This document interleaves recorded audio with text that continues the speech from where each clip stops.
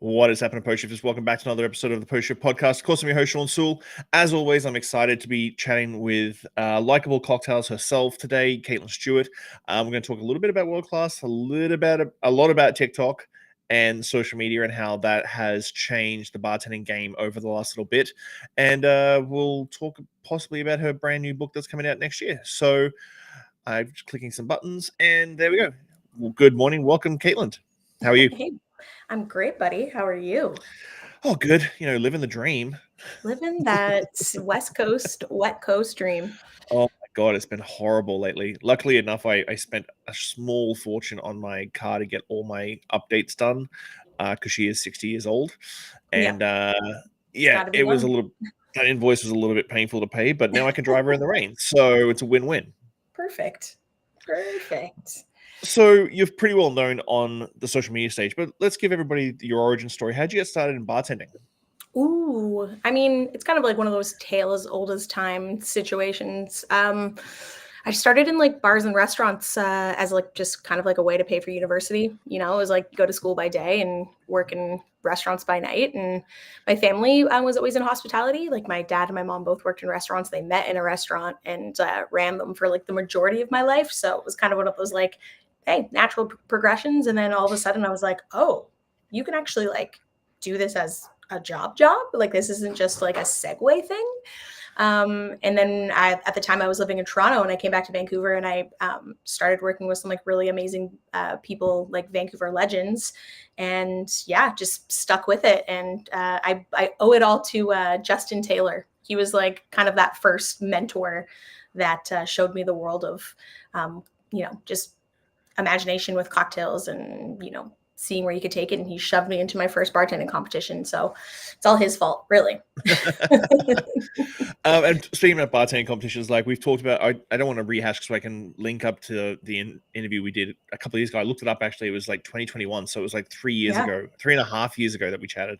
And then World Class came around in 2017 and you obviously killed that. Your story when it comes to World Class, though, is a little bit different to a lot of other people. Like a lot of other people, like do it a couple of times, do nationals a couple of times, but you just went like ham and a tong and just like picked it all up. I think it's the Capricorn in me. I was like, I'm going to do this and I'm going to do this once and I'm going to make it and as the best thing I can possibly do. No, I felt in retrospect, looking back now after like judging all these years and kind of being a part of the program for as long as I have, I think back and I'm like, thank fuck. I only had to do that once. I don't know how I survived it. And I don't know if I was to have to go back and do it again, if I would survive it all over again. So yeah, I was in the one and done club. And I feel very like blessed to be a part of that club. But at the same time, it was such a fun experience. So I don't know. It would have been cool to like, tackle some of the other challenges and, meet even more people across Canada and different bartenders. I just get to do that in a different aspect now. And it's really fun. So I love it. It was great. Great experience. Yeah. Do you love the World Class program? Like I talked to Michael and John about it a lot. Like Canada has dominated World Class Globals over the last 7 years. Yeah. I mean, I don't even think it's just World Class though. Like Canadians have been doing exceptionally well in like international, like global competitions. Like Elise just had recently won for Bombay's Most Imaginative on the global scale. You've got like Dylan, I think he won for Hennessy My Way or something. Like, there's like a bunch of people that have done really exceptionally well on the global stage and they all happen to be Canadian. So like, I mean, yes, obviously we have now 4 global winners for the World Class program, which is incredible. And it's kind of led to this like, you can't really ignore us now, we're here, we're not going anywhere. And I mean, for World Class in specific, I mean, you've seen it, you've been a part of it. It's when we say it's like a big family, like it truly is like this family environment of like, we want to uplift people, we want to see people succeed, and we want to give them the tools to do that. And we've kind of found this formula of like, this is how we tackle it. this is how we read a challenge. This is how we prepare for a challenge. This is how we squeeze the most points possible out of said challenge. You know, so yeah, I love being a part of it because it's kind of watching this machine kind of roll on. It's been pretty incredible to be a part of it since, you know, the beginning of it. It's wild.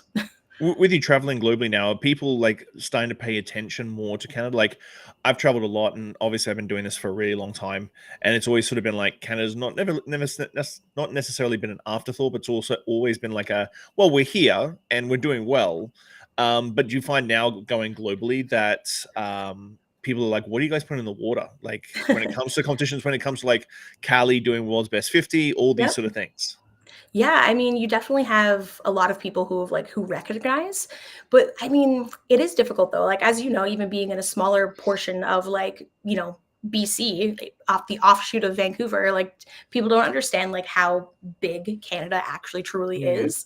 Our population isn't wild, but like we're a very big country from coast to coast. Like Keegan was just flying from Halifax to Vancouver to do our seminars today in Victoria tomorrow. And it's, you know, it's going to take him better part of like 15 hours with yeah. like having to stop and, you know, wait for the next flight and all that. And I don't think people realize that. Whereas like, you know, you take advantage of that when you're in Europe and you can kind of hop around from like, you know, major city to major city. But I mean, we're still not cracking the 50 best lists. We're still not cracking these like big international recognized like, you know, lists. I mean, not that they're everything, but it would be amazing to see a Canadian bar, you know, get there. Bar Pompette was like number 70 or in the Hmm. 70s, which is Yeah. absolutely unreal. But like the caliber and the talent and just like the amazing hospitality that Canada has to offer, I would love to see that represented even more on that big international platform, not just through competitions, but through, Mm. you know, all the hard work of everybody, you know, making great cocktails at great establishments. But it doesn't hurt. It definitely helps having people, you know, uplift it and, you know, win comps and do all that and get great scholarship opportunities. But I really wish it was more. Yeah. I Yeah, love this country so much. it's one of those things like when even people who are visiting like Vancouver, they're like, "Oh, we'd love to come see you." And I'm like, "How would you like to come see me?" And they're like, "Well, how long does it take?" Well, if you don't fly, it's going to take you about 6 hours total to get from Vancouver to downtown Victoria Yeah. on the ferry. And if you fly, it could take half an hour. But those things get like right now, I think with the big storm we've got today, they're canceling ferries and they're canceling flights, like Yeah, harbor I to know. I'm harbor like, flights. we're supposed to fly Harbor Air tomorrow morning, and I'm like, I'm not sure Yeah. that's gonna happen, but we'll see. Yeah, I'm literally waiting for a text message from my guys today, going, "Yeah, we can't make it today." So, Yeah. but really, what I wanted to chat to you about, and obviously you've made a massive impact on this, is obviously social media, and I think pre-pandemic, it definitely wasn't something that was. There's a couple of bartenders doing good things, but it wasn't as impactful as it is now. Like the explosion of like TikTok bartending, whether they're professional bartenders that are just try to find an outlet during the pandemic, or at home bartenders like Thirsty Whale, who have just like blown up and become these sort of standbys. What got you into like was it something that you were just sort of testing the waters and trying, or was it something that you actually planned out? Like when the pandemic hit, was it like, I'm gonna give this a go and see what happens?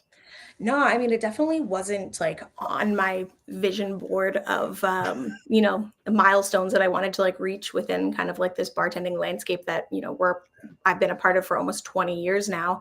But it was kind of one of those things where, I mean, like all of us, we kind of had to roll with the punches. My bar restaurant, Royal Danette, we closed down and we never opened back up. We were in the financial district. Like it still is a little like, you know, a bit of a ghost town at times down in Hmm. that area.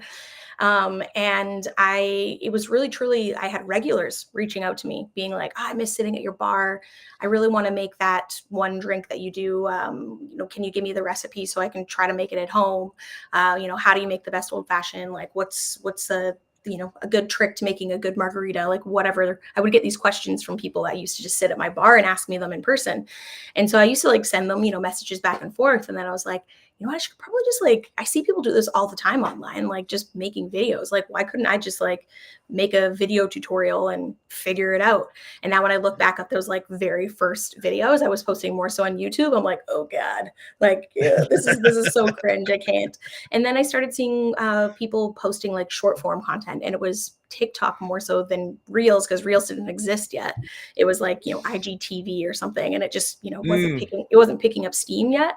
And so I was like, okay, I'll join this platform. It was actually Will from Search and Rescue Denim. He was like, you should join TikTok. And I was like, Will, I don't dance. Like, I'm not dancing on camera. I'm not lip syncing. Like, what are you talking about? He's like, no, no, no. He's like, a lot of like tattoo artists and barbers who I make aprons from, they're like getting crazy views, and because they're just showing what they do. I'm like, okay. So I like joined, and I was like, all right, here we go. And even so, I look back at like the first few TikToks, and I'm like, ugh, like, I don't know about this. And then started to find a rhythm and figure out what people were wanting to see. Had a couple of good breaks with like some videos going viral, and obviously that brings more attention and more people. And yeah, so it kind of just started from there as like a way to communicate with my regulars that I didn't get to see in person. I mean, we both of us have been in this profession for as long as we have because we love hospitality. And so for me, I was like, this is kind of just like a new form of hospitality, a way to welcome somebody in, a way to like offer up some advice, to like listen to people's questions and answer them. What I was doing at the bar, but now I'm just at home, with my cats and my dog and making cocktails on a video versus in person. So yeah, it was just kind of this natural progression, which now here I am like 3 years later still doing it. So clearly I've found some sort of like groove that I've been sticking with. Yeah, it has evolved a lot. Like I talked to a couple of bartenders now, and I'm like, 3 years ago, you can only do 1 minute long videos. Mm-hmm. So that was my shtick the whole time, and we talked about it back in the day. Like, it was my whole shtick, and it's like one cocktail, one take, no editing. Yeah. I'm not going to edit. I'm like going to try and nail out a Ramos Gin Fizz in a minute. Like, do Yeah. something just crazy. Yeah. So when you And look that's back, that's the fun of it though, right? That's the fun of yeah. it. So when you look back now, what sort of drives you to continue it on? Because the one thing that we don't have in Canada is necessarily the monetization that they do in the US. And I know we've messaged a few times about this. Is like the viewership's great, but Canada's still not on the monetization side of things with TikTok. What kept driving you to keep doing the content bit by bit? Because early on, obviously, you didn't look at it as a sort of business / sort of career direction. It was just a bit of fun. What sort of changed that sort of mindset for you? Yeah, I mean, yeah, it's weird because it's like I feel like I'm in this like weird limbo between this like online world, but I also have like an everyday like job in like this industry to a certain extent. So like there's this weird dichotomy of like this, what I do on socials is not my full-time job, but as you know, it takes a lot of like hours out of your day and a lot of time and effort. So like when I'm putting out videos, and I love it, I continue to do it because I genuinely love it. And I genuinely love seeing people recreate the drinks and give them inspiration. And I get private messages where it's like, hey, like you gave me the courage to go for that job, or I entered my first competition, or I tried this at home for my friends and they loved it. And like, I love, like, that's what I love about it.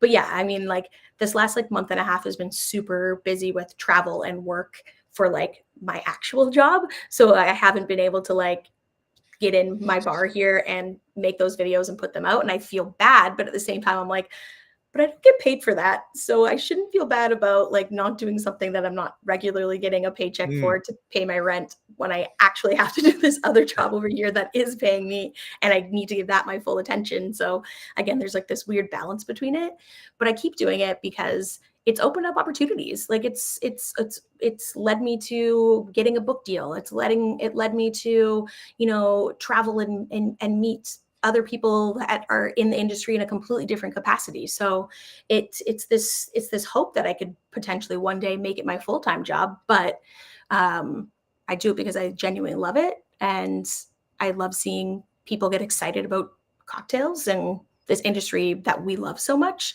So it's purely for that reason. Yeah. How do you balance it off? Like when you were saying you're traveling a lot with for your real job, do you like schedule? Like, I'm trying to, because you do love it and it's so much fun. How do you schedule it so it's still fun, but you're like, I really got to get up today. I really got to like nail out like 3 solid videos, 4 videos because I'm away for the next week and a half. Yeah. Yeah, some weeks are better than others in terms of like my planning. I can like if I know that I'm going to be away for X amount of days in a row and I won't be able to like put together something, easy to put up online, then I'll be like, okay, I've got the weekend, I've got Saturday and Sunday. Let's just, get 7 or 8 videos in the bank, and then when I'm traveling, when I'm on an airplane, I'll start editing them there, so I give myself that opportunity to do it. But again, some weeks, some months are better than others with that. And again, it's like one of those things where I kind of have to like listen to myself and be like, am I like overdoing it right now? Like, is this super important? Do I really need to like lean into this? But at the same time, like, no, I really want to because I enjoy it and there's opportunity, and people want to see it, and so I want to give the people what they want. But yeah, it's definitely a bit of a balance, and I kind of have to like check in every once in a while and talk to myself like it's okay to take a break. You don't have to be like posting 5 days a week like I was for 2 years straight. But yeah, it's okay to like have a little bit of pushback, and that's what stories are for. You just post on stories and say like I'm still here. I'm traveling around, but just don't have time right now. I'm sorry. So outside looking in, like, do you still do everything yourself? Do you still edit everything yourself and do that? Was editing something you need to teach yourself as well? Because your videos are very polished, like they're very, very polished. I don't think I have the patience Yeah. for that per se. I Um, mean, yeah, it's kind of like an ongoing process. Like I appreciate you saying that they look polished, because in my eyes, I'm like, oh, like these are so basic. These are so like, you know, uh, I, anybody could do this right now. Like there's nothing special about this, but that's just me being my own worst like critic. And again, it's like comparison is a thief of joy. And you like look at other mm. people's videos and you're like, wow, that's incredible. Like I wonder what camera you're using. I'm like, I'm still using my iPhone, and I'm still using my like basic InShot editing tool. I have like one light that I rely heavily on because being in Vancouver, like some days it's sunny, other days it's gray as fuck, and and it's just not helping with consistency. So yeah, I know I do everything myself, and I enjoy it. But yeah, I mean, it would be great if I could, it would be a lot easier if I just banged out like a bunch of videos and shipped them off to somebody and been like, hey, can you just edit these for me? This is the style that I like. But I am a bit of a control freak that way. So I'm like, oh, but then I have to like give up some of that responsibility. What if it's not what I want? But no, I would love to be able to kind of like improve the quality and try different things. I just like there's not enough hours in the day to like take that on and like learn a new skill, like learn new camera functionings, learn how to Mm. color grade properly. I just like literally just do not have enough hours in the day to be able to do it. So one of these days I will. You One need of an them. intern. That's what you need. You need an intern. Um, Talking about that, like that's a good little segue into a lot of people I find anyway, like because I live by a rule that quality is subjective. That's there's things Yeah. that I put out that I'm like, personally, they're a little bit grainy or they're an old photo or something, and they'll just blow up and they'll get good traction. And Yeah. I'm just like, and then other things I put so much effort into, and I'm like, and then it just falls short. Flops. Yeah. Yeah, and I'm just like, okay, so I live by a rule that quality is subjective, but I find a lot of young bartenders who want to get into like doing cocktail videos and stuff like that, they get caught up in trying to be perfect. Yeah. What's your sort of advice when, like you said, like you're like looking at, what's your sort of advice to young bartenders who, or young people, anyone who wants to get into social media in general, when it comes to quality is subjective? Yeah. I mean, again, like you never know what's going to take off and what's going to resonate with people. So like just post the video. You know what I mean? Like you can always change and adapt, but you got to start somewhere. So if you're giving yourself the excuse of, oh, I don't want to post yet because I want it to be like 100% perfect and it's like, well, that's great, but at the same time, like just post the video, like get yourself out there, get yourself used to connecting with people. I mean, as much as I want to like change the style of my videos and stuff. A lot of times though, I get messages from people if I see people out who come up to like pop-ups and stuff, and they're like, I really love how authentic you are, and I love that I feel like I can do what you do because you're really down to earth in your videos and you don't make it look like too fancy. And I'm like, Mm. that's great. So like what I'm doing is working for me and for like my target audience. So you don't want to just be a carbon copy of somebody else, because then you just fade into the background. So why not do you be authentic and let that evolve from there? I think a really good example of that is Chris from Not Just a Bartender. Mm. Like when he first started posting videos on TikTok, they were just basic review videos on his phone, and he was sitting in the restaurant that he was managing at the time, and it was just like the split screen side by side of reviewing somebody making a cocktail. And then once he started to gain some, traction and people started to follow him, he started to make like videos in his kitchen, and then you can see that the production value is just like gone up and up and up Mm-hmm. with like lighting, style, cameras, but again, he started by just with his phone doing this, and he found something that he wanted to get into. So yeah, I mean, again, so it's kind of one of those things where you're like, everybody's got to start somewhere, so start. Mm. So when it comes to trends, because you have a very specific style that you like, and that's your style of videos, your authenticity obviously comes through a lot. I find that's also another big holdup that a lot of people have. I was just reading an article today about the authentic gap, where people see themselves, who they really are, and how they perceive themselves. And tell people that everybody's got a million perceptions about you, because every single person you cross every single day has a different perception about you. When it comes to trends on the platforms, do you watch out for trends, or do you sort of stick almost blinders on like what your sort of goal is? Yeah, I mean, it's a little bit different in the drinks world, because I mean, I'm not doing a trend because it's like a trending audio or soundbite or something like that. I mean, if it fits for the occasion and it works, then sure. Like, I'm not against it. I'm not above it. But like certain drink trends, like, yeah, I mean, we all kind of jumped on the bandwagon of like trying to make the Batanga super trendy. So it was like, let's all post a Batanga video. But like, it was really funny. We should almost do like a case study on that, because the amount of people who like maybe follow me and like one or two other people, or vice versa, and we were all posting the same video, everybody's like, this is sponsored, why aren't you saying that this isn't sponsored? Big Coca-Cola is sponsoring you guys, or this tequila brand. And we're all like, no, this is genuinely not sponsored. We all just got together on like a group chat and was like, wouldn't this be hilarious if we decided that the Batanga was the drink of 2024?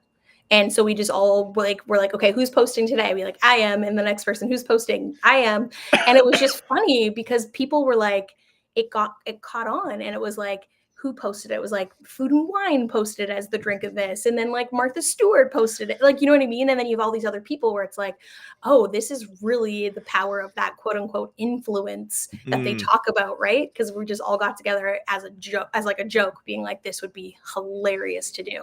And it kind of worked. So yeah, I mean, trends are kind of like, one of those things, they go up and down. You never know where they come from. So I try to stick with, what I do.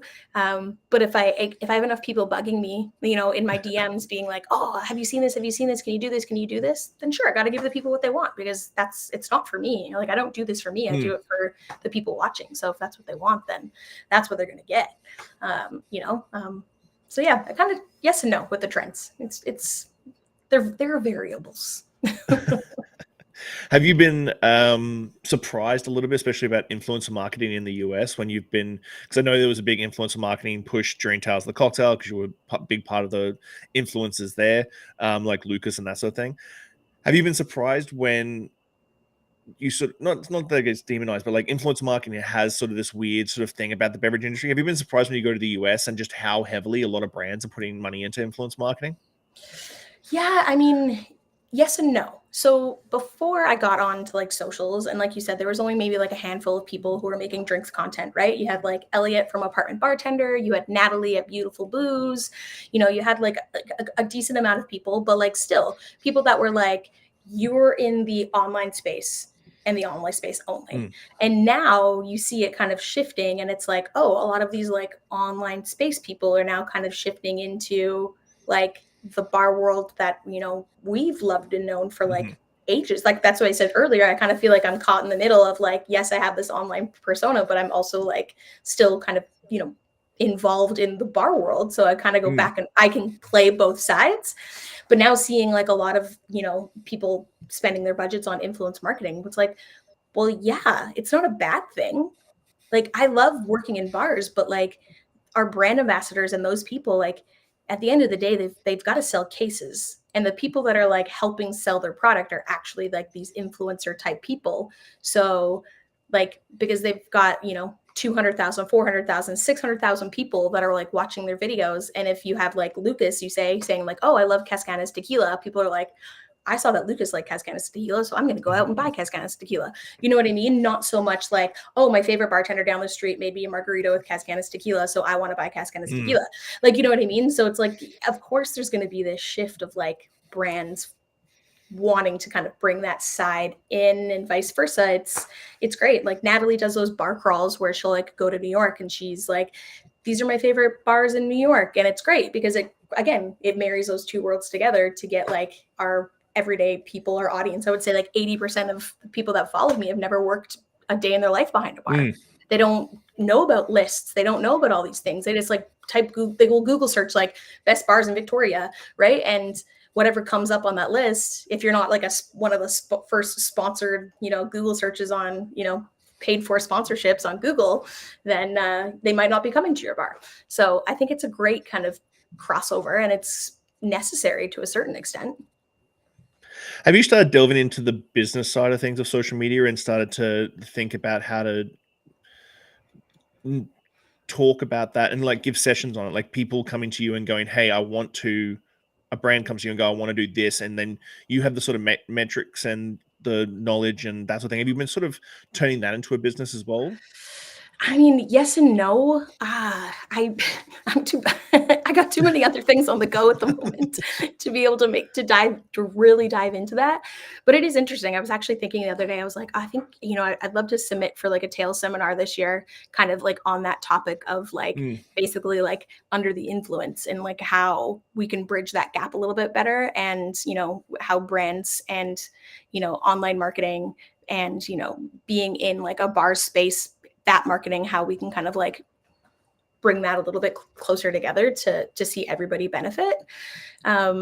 But yeah, I mean, it's an interesting world that way too, because I feel like a lot of brands and companies, because they go through like a third party, so it's a PR firm that's coming to you asking about stuff. You're not getting it direct from the brand. And then there's all these like parameters. It's like, you have to say the project within the first 3 seconds. You have to always show, like, it's, you've been there where it's like, okay, I get it, but what would be better if I did this authentically and you trusted me, instead of my audience being like, ugh, now they're sponsored. Because for whatever reason, as soon as somebody sees the paid for sponsorship toggle, they're like, swipe pass. And I'm like, oh, which is a bummer, because it's like, that's the only way I actually make money on this app. And, I would like to, if I can make, something out of this and not everything's coming out of pocket, I would love and support. But yeah, it's an interesting subject, because I think everybody's kind of does it a little bit differently. Have you seen now, because I posted it a couple of weeks ago, maybe it's longer than that, a couple of months ago, how that the app, especially TikTok, has aged up now, and liquor brands can actually start doing sponsored products. Have you seen an influx for yourself or in your like circle? Yeah, I haven't personally. But again, like being Canadian is a little bit different. I do get some sponsorships, obviously, and paid for stuff like through American brands and American companies. But a lot of times too, I'll get like reached out to, and because I can't get their product in my country, and how it is, getting alcohol shipped across the border is a nightmare in itself. And you end up having to pay like so much duty on it that it doesn't really make it worth it. That can get a little bit frustrating. So being like the token Canadian, I'm like, wish I could do that promotion over there, but unfortunately I can't. So yeah, it's kind of skewed that way. It's a little bit different between like the US and Canada, but I haven't really seen like a big uptick on it yet. But it will be interesting to see once that kind of like comes into play, if it really changes things or not. But yeah, I'm launching a new cognac project, and it's all about cognac reviews and tasting videos and stuff like that. And I'm looking at stuff that's even available in Alberta and Ontario and Quebec. And I'm just like, man, I can't even, that's going to be a pain in the ass to get to yeah. be. let Yeah. alone the crazy stuff I see on Facebook groups of cognac tasters and some of the stuff they taste in Europe. Yep. It's mental. I know. I always see the tequila, the agaves, and I'm like, oh. Exactly. Some of the Like, stuff please. that Lucas pulls out, I'm like, dude, come on, you're just showing off now. But even the prices, right? It's like the Oh, prices. People are like, oh, why are you using that tequila to make that drink? Because I'm like, because it's the only one I can afford off the yeah. shelf to be able to make a shitty margarita. Like, you know what I mean? Like, this bottle was still $80. Yeah, Like, I've had that happen a couple of times. yeah. You've done a couple of videos, and I've always been able to handle negativity online very empathetically because I live by a rule like you've come into my house and you're dropping shitty comments in my space. Like I'm going to call you out for being a dick. You've done the same sort of thing. How do you deal with negativity on social media? Because I think that's always a big deterrent for a lot of younger bartenders because they don't want to be judged. How do you deal with that sort of negativity when it comes to videos and stuff like that? It's, like, it depends on the day of the week and my mood because I really try to ignore it because truly, like, they're usually faceless names, in a comment section, and it really doesn't matter. But like at the same time too, I think also being like a female in this space Mm, for me, and it's like a point of pride where I'm like, are you like saying that comment? Are you telling me I'm doing something wrong? Like simply for the fact because like I'm a female making you that old fashioned, mm, like would you be saying the same comment to like your to you, like I don't know, like it's so for me sometimes it's like every once in a while like my snarky side will come out and I'll be like, you don't think I know what I'm talking about? I actually spend my entire life like learning about this stuff, like the better part of my life. And I've dedicated so much time and resources, and I'm making this for free. If you don't mm. agree, that's totally fine. You can swipe away. Like, I am not forcing you to be here. I'm not forcing you to sit here and watch this video, but thank you for the engagement and move along. Yeah. Like, I'll go back and forth with you in the comments just because it makes you watch this video another like 3 or 4 times. Great. But no, it's like it's so funny when people have like such strong opinions where I'm like, you know this app is free, right? Like you know that you can just like hit next or like block or like whatever. Like Yeah. it's we're literally pouring liquid into a glass. I'm not curing cancer. Yeah. Like, so yeah, when people get really like uptight about it, I'm just like, do you need a hug? Like Just cocktails, man. like truly, like it's Yeah, I it's not that I heavy. always I always do the thanks for your time, thanks for your comment. I do, and I always go to their profile, Yeah. and I'm like, I love your cocktail videos too, man. Thanks. Yeah, And right? then they come back and Exactly. like, I don't do cocktail videos. I'm like, exactly. Shut the fuck up. I might have to steal that one. So, as you mentioned, you've got a book deal coming. Mm. Obviously, every bartender wants to write a book. Every bartender, I think, that's been in the game long enough, they eventually want to write a book. How did that sort of come about, and were you surprised when it did? Did you go out scouting, or did it come to you? So I have, I've been wanting to write a book for a long time. Like you said, like, every bartender out there has these aspirations of like, oh, that'd be really cool one day. I've got, shelves of books from like people that I consider friends, which is like really cool. But yeah, I was like, oh, I have this, I already had an idea. And I actually had a couple years, prior to the pandemic, had reached out to a couple of people that I know who are authors who have done recipes for in their books. And I just kind of Mm, asked like, hey, like, how did you go about doing this? Like, would you, if you had to do it all over again, would you self-publish versus like go with a publishing house, like yada yada yada. Anyways, got some advice and kind of got deterred a little bit because I was like, okay, I'm not quite ready yet to like do that all on my own. And then yeah, no, building out like.a.ble cocktails and creating this platform and stuff, I actually was approached by a book agent who was like, hey, like, I'm a book agent. Have you ever considered writing a book? I think like what you have to offer would translate really well in a book. And I kind of messaged back and I was like, hey, to say like, yeah, have had an idea and I've been wanting to do it. And I've, it's been on my mind. So like, let's take that meeting. And so, I took a meeting with this book agent and she kind of was like, what do you want to write about? And I was told her my idea, and she's like, I love that idea. Great. And helped me put together my proposal, helped put me to put together like, like a package basically, so that she then shopped around and sent out to a bunch of the publishing houses. And it was kind of like one of those things where I'm like, another reason why this platform and why like I wanted to continue it is because sure, I probably could have done that like if I was not on socials, but now I have this massive target audience that I can like sell it to in a way, that have been on this journey with me, who have always said like, you need to write a book, you need to write a book. Do you have a book? Like I'd buy your book if you had one, like instantly.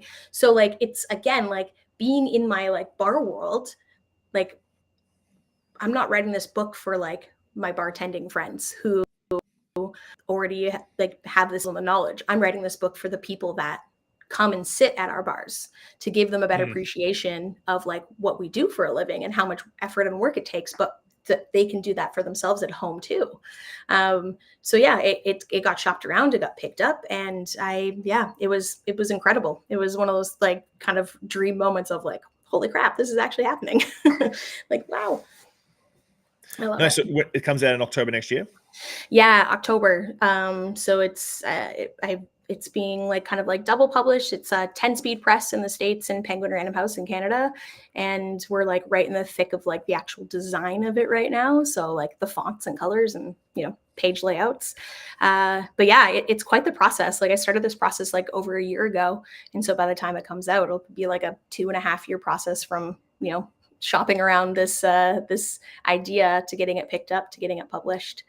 It's a labor of love, as I would say. Is it going to be sort of based around all your sort of cocktail styles and what you sort of do on the show?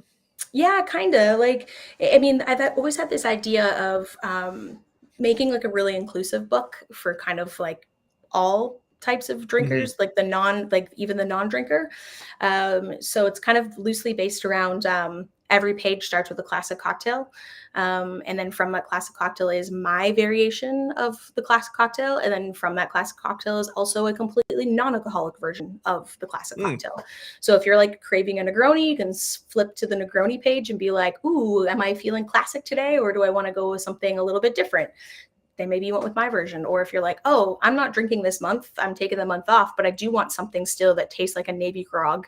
Okay, let's flip to the Navy grog page and I'll make the non-alcoholic version of it. So kind of having this, like, there's a recipe for everybody and every recipe is equal and, takes effort and time. And there you have it. It's all together. It's not just, here's just your non-alcoholic book and here's just your classic book. Here's your everything. That's very cool. That's one thing that I try and whenever young bartenders, and tends to be younger bartenders, sort of get not on their high horse, they get a little bit caught up in cocktail world. And I try and explain to them just how much of a niche we live in. Like we live in a very, very small niche. And I say, go to the liquor store and just hang out at the liquor store for a little bit and watch what people buy. Yeah. And it's a very humbling experience to go and see what the general consumer is, because it's nice to think that we're making a massive impact at our bars, like making cocktails, and we're busy and we're making money, all these sort of things. But really, in the grand scheme of things, it's still only a very, very small slither of the general population. But then when you've taken over with the social media side of things, you get exposed to the other 80% or 85% of people who have never been to a cocktail bar, find them really intimidating. Has it been surprising for you to sort of see that side? Because we do get caught up in ourselves, like we're developing cocktails, we're R&D, and we're reading punch, and we're doing all these sort of things. And then you don't sort of remember that there's 85% of the clientele who go to their local only every week. Yeah, you know what? Like, I think I've tried to stay hyper aware of that through almost like the majority of my bartending career, especially now, like being, consulting and writing cocktail menus for different places and people. And when somebody comes to me and they're like, hey, we want to do something really wild and crazy and out there, I was like, cool. What is your definition of wild and crazy out there? Because it could be completely different than mine, but also like, what's your demographic? And, I'm working on a project for the Edmonton airport right now. And I'm like, okay, there's going to be so many different walks of life that come through these doors. I'm not going to like put a rotovap in the back and have like, some crazy like distillate, because that's probably not going to be worth it. But there are other things that I can do and different ways that I can like word things on menus that will make it a little bit more palatable for the average person who comes in, who's like, I don't know what half of these words are, versus like, oh, like I understand what a Paloma is, or I understand what, like a spritz is. So I recognize those words. So I'll go with that. So yeah, you kind of have to like, like I said, I've always kind of been aware of like how I approach things. And even with like my videos and stuff, I could go a lot crazier. Like I could, I have a spinzall. I could bust out the spinzall and start doing some wild and crazy stuff. But I know my target audience and I know what they want, and I want them to be able to replicate the things that I do. So I try not to have too many homemade ingredients. But then again, like you can do something really weird and wild and crazy and think that like when I started posting about milk liqueur, I was like, there's no way in hell anybody's going to make this. And now it's like one of the most popular posts that I put out there, and people are making milk liqueur at home. And I'm like, this is but amazing. And I love it. So yeah, it's, you kind of have to like know your target audience and know your demographic, and don't be too big for your britches, because you don't want to alienate people, and you want to, make people feel welcome. And being approachable is not making things any less interesting. It just helps with getting their foot in the door, like gain their trust. It's all about gaining trust with, like, if somebody's sitting at your bar and they're like, ask for a dealer's choice, and you ask them a couple of questions and they're like, hey, you're normally an old fashioned drinker. Well, have you ever tried a Sazerac? Or, and it's just like those baby steps of like getting people kind of comfortable with what we do. It really helps. I know you're a busy person. So what's the plan for the next 6 to 12 months? Have you got any like sort of KPIs you've got in the next 6 to 12 months? KPIs, that's great. I don't even have a KPI for like the next week. No, I mean, I'm just looking forward to traveling more, just getting some more lived experiences. And I don't know. I love how this year went. I got to do a ton of traveling with like my work side, but also with like social side, which was really cool. And some of those things kind of like cross paths. But like this next year is going to be epic, because we're hosting the world-class global finals in Toronto. So I've kind of like raised my hand and said, I will help in any capacity. I think it's really cool that we're going to have such amazing people in our country and in the city of Toronto, and it's going to be absolutely epic and massive. So that's going to, take up a lot of time for like the planning and prep of that. And it's just exciting. And yeah, so I mean, this book is, I've written the book, it's done, but now it's like putting it together and, hopefully be able to do some kind of like touring with it and get it out there in people's hands and continue making videos. I would love to do some more collaborations, whether that's with other creators or bartenders. And just kind of get people excited about drinks and get them learning. So we're at the stage I ask the same 5 questions to every guest. They're the deep questions of the podcast. I like them, and I never give. If some of them, can I see them before you ask them? I'm like, nope. I like to go by the seat of my pants. What is the one lesson or experience that has shaped your perspective the most, and how do you carry that forward in life? Oh, like in the bar industry or in general? In general. In general, one experience that has kind of shaped my life. You know what? It's not so much an experience, but it's kind of like an attitude.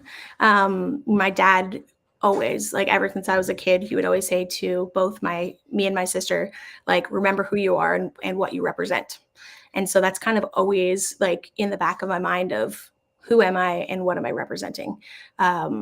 And that is just kind of carried me through like every little situation of like choices of jobs that I've taken, choices of like people I'm spending time with.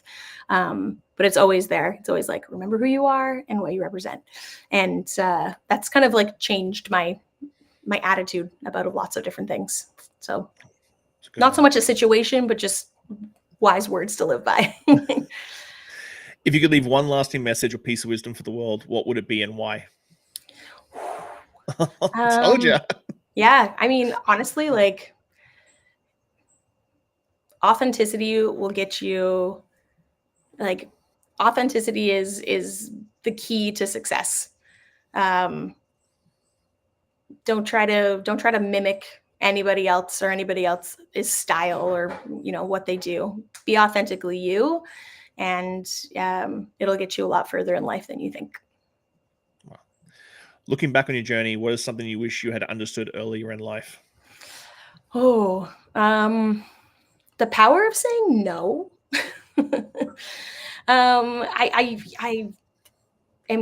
still am, and I'm still learning this, but I feel like I have to say yes, yes, yes, yes, yes to everything, or I'll be forgotten and I'll, miss out on opportunities.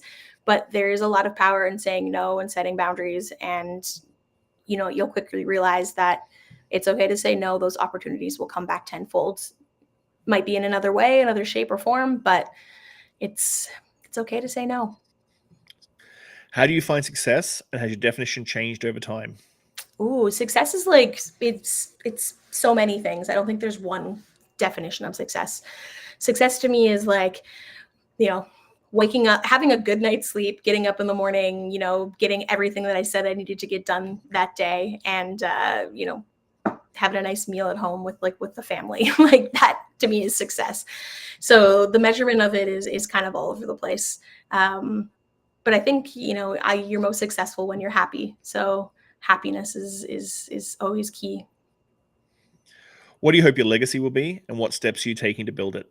Ooh, I hope my legacy is just to like I said, be like authentic and not give a flying fuck what other people think about you.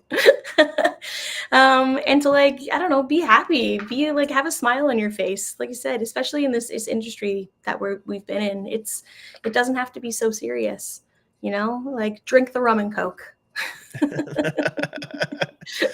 make that cocktail blue, have some fun with it, and just be genuine. Nice.